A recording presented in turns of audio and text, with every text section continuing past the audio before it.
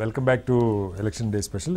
దత్తాత్రేయ గారు, బీహార్కి సంబంధించి ఒక అంశం కొంచెం అంటే మనం ఎక్కడ ఇప్పుడు ఏపీ పాలిటిక్స్ చూసినా, తెలంగాణ పాలిటిక్స్ చూసినా, దేశంలో పాలిటిక్స్ దేశం అంటే మోడీ వర్సెస్ రాహుల్ గాంధీ అంటారు. అంటే పార్టీలు కూడా ఒక వ్యక్తి ఆధారంగానే ఎన్నికలు జరుగుతూ ఉన్నాయి. ఏపీ చూస్తే చంద్రబాబు నాయుడు గారిని చూసి ఓటేస్తారా, జగన్మోహన్ రెడ్డి గారిని చూసి ఓటేస్తారా? న్యాచురల్గా అదే కదా, పార్టీ దాని వెనకాల ఉంటుంది. Party ground work, party foundation, party ఎలా పనిచేస్తారు, పోల్ ఇదంతా ఒకటైతే మేజర్గా పర్సన్ అన్నది కీలకం. బీహార్కి వచ్చేసరికి మీకు ఎన్ని సర్వేలు అంతకుముందు చూసినా, ఎన్నిక హోరాహోరీ ఉండొచ్చు, ఇదన్నీ చెప్తున్నా కూడా ముఖ్యమంత్రి అభ్యర్థిగా నితీష్కి చాలా తేజస్వికి ఫార్ అహెడ్, దాదాపు 14-15% అతనికి ఎడ్జ్ కనపడతా వచ్చింది as a CM candidate. Nitish మీద వ్యతిరేకత కనపడింది, నితీష్ డౌన్ఫాల్ కనపడింది.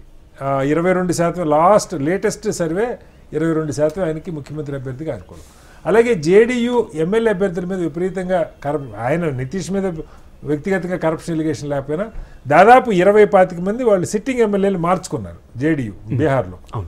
అలాగే జనస్వరాజ్ పార్టీ ప్రశాంత్ కిషోర్ ప్రధానంగా టార్గెట్ డిప్యూటీ సీఎం సమ్రాట్ చౌదరి మీద, బీజేపీ నాయకుల మీద, బీజేపీ ఎమ్మెల్యేల మీద ఆయన చాలా సీరియస్ ఎలిగేషన్స్ చేశారు, కరప్షన్ ఎలిగేషన్స్.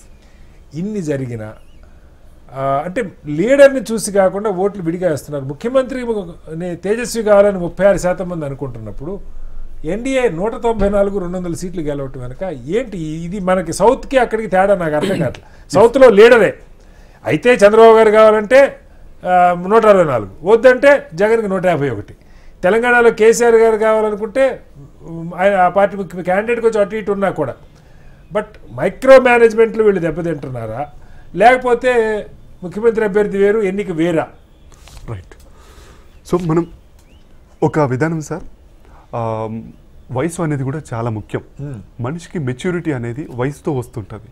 లేదు అంటే కొన్ని చోట్ల కలవిడియగా తిరుగుతూ నడుస్తూ ఉంటే తెలుస్తుంది.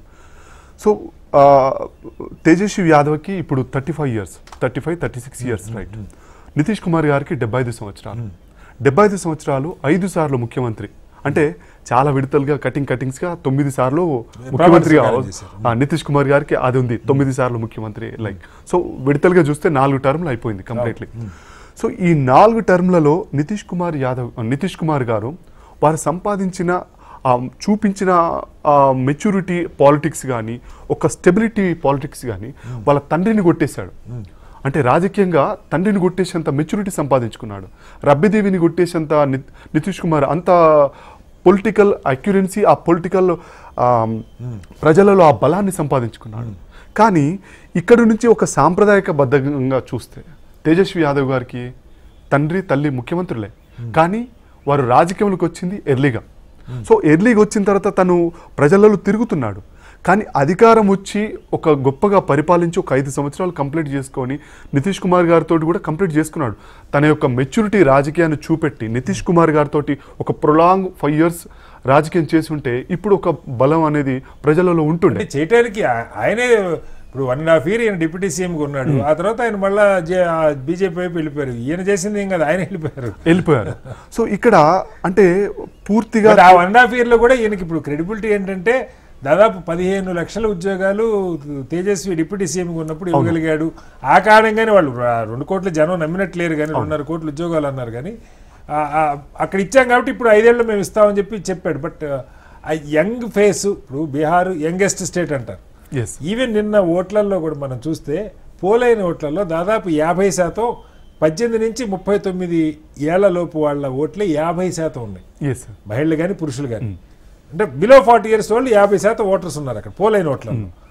వాళ్ళల్లో మరి యంగ్స్టరు 30-35 ఏజ్ గ్రూపు 4 సార్లు చూసాం 75 ఏళ్ళోడని ఓటర్లు అనుకోకపోవటం వెనక జంగిల్ రాజ్ పనిచేసిందా, లేదు ఈయన నో కరప్షన్ ఒక క్రెడిబుల్ ఫేస్ అన్నది పనిచేసిందా, ఏమర్థం చేసుకోవాలి? సో పోయినసారి కూడా ఆర్జేడీకి చాలా 71-80 సీట్లు వచ్చాయి సార్. ఈసారి చాలా వరకు లాస్ట్ టైం 74. సో పోయినసారి వచ్చిన ఆ సీట్స్ ఇప్పుడు రాకపోవడానికి కారణం ఏంటంటే స్నేహం కూడా ఇంపార్టెంట్. సో నేను నీ స్నేహితుడు ఎవరో చెప్పు, నీ లెక్కేందో నేను చెప్తాను. సో రాహుల్ గాంధీ గారు ఒక దేశవ్యాప్తంగా కాంగ్రెస్ పార్టీకి ఆయన మెయిన్ కేంద్ర బిందువే కావచ్చు.